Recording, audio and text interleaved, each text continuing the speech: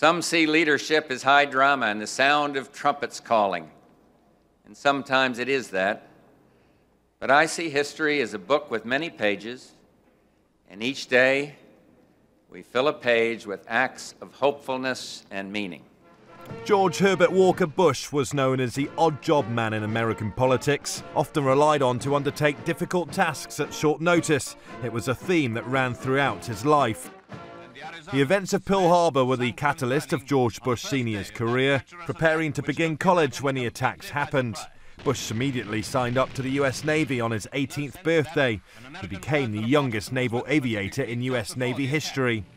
After he left the Navy at the end of the Second World War, and after studying at Yale University, he became a millionaire by the age of 40, as he took to the oil business as easily as he took to piloting fighter planes in the Navy. One basic tenet of our foreign policy. Being a millionaire and running his own oil company wasn't enough, though.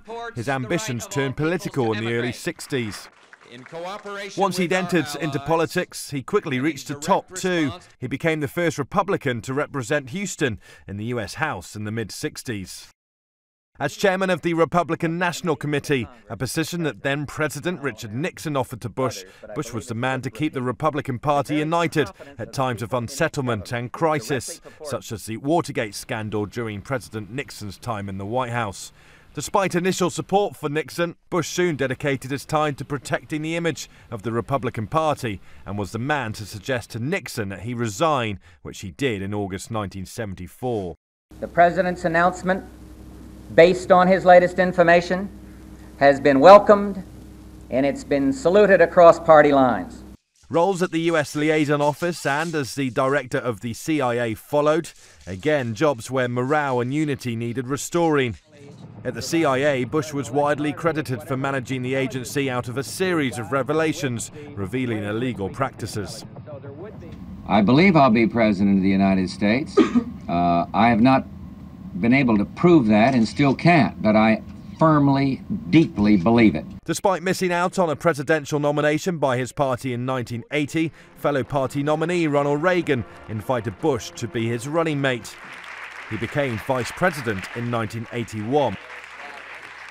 Read my lips. No new taxes. And then, with the backing of Reagan, successfully elected to president in 1989, succeeding Reagan and becoming the 41st President of the United States. I, George Herbert Walker Bush, do solemnly swear. The fall of the Berlin Wall and the collapse of the Soviet Union, together with American attacks in the Gulf and military action in Panama, made for a busy beginning to his time in office, whilst Bush also attempted to resurrect America's economy. At times, approval ratings were sky high for President Bush, and a re-election seemed likely in 1992, but he eventually lost out to Democrat Bill Clinton. Post-presidency, he was one of 3 former presidents to be awarded an honorary knighthood by Queen Elizabeth II, and his son, George Bush, became the 43rd President of the United States. Until his death, he was the oldest living former president. And I do not mistrust the future. I do not fear what is ahead, for our problems are large, but our heart is larger. Our challenges are great, but our will is greater.